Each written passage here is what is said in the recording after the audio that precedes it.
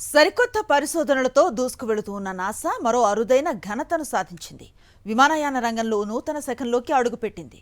ఏకంగా గంటకు 1147 కిలోమీటర్ల వేగంతో దూసుకువెళ్లే సూపర్ సోనిక్ విమానాన్ని అభివృద్ధి చేసింది. ధ్వని కంటే 1.1 రెట్ల వేగంతో ప్రయాణిస్తుంది ఈ విమానం.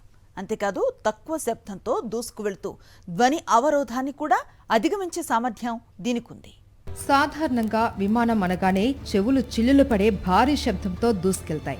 అందులోనూ అత్యంత వేగంగా ప్రయాణించే సూపర్ సోనిక్ విమానాల గురించి చెప్పనక్కర్లేదు. ఈ క్రమంలోనే విమాన ప్రయాణాలలో ఒక చారిత్రక మార్పునకు నాంది పలికింది నాసా. సున్నితమైన శబ్దంతో ప్రయాణించే విమానాన్ని తయారు చేసేందుకు క్వెస్ట్ మిషన్ కు శ్రీకారం చుట్టింది. నాసా చేపట్టిన ఈ మిషన్ లో అభివృద్ధి చేసిందే X-59 విమానం. పొడవైన ఆకారంతో నిర్మించిన ఈ ఎయిర్ క్రాఫ్ట్ ముందు భాగం దాదాపు 30 అడుగుల పొడవు ఉంటుంది. ఈ ప్రత్యేకమైన నిర్మాణం గాలి పీడన తరంగాలు ఒకదానితో ఒకటి కలిసిపోకుండా నిరోధిస్తుంది. విమానం గాలిలో ప్రయాణిస్తూ ఉన్నప్పుడు భారీ ప్రకంపనకు బదులుగా విడివిడిగా ఉండే చిన్న బలహీనమైన తరంగాల శ్రేణిని సృష్టిస్తుంది. అది ఒక మృదువైన ధ్వనిలా వినిపిస్తుంది. కాలిఫోర్నియాలోని ఎడ్వర్డ్స్ ఎయిర్ ఫోర్స్ స్టేషన్లో ఈ X-59 విమానాన్ని పరీక్షించారు.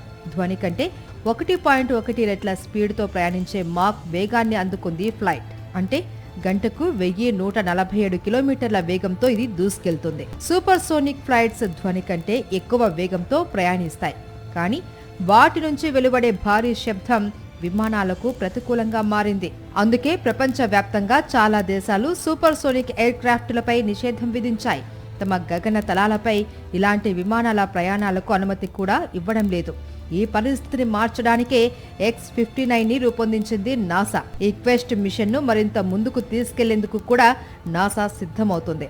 రానున్న రోజుల్లో విమానాన్ని గంటకు 1488 కిలోమీటర్ల స్పీడుతో దూసుకెళ్లే మాక్ 1.4 వేగానికి చేర్చడానికి ప్రయత్నిస్తున్నారు.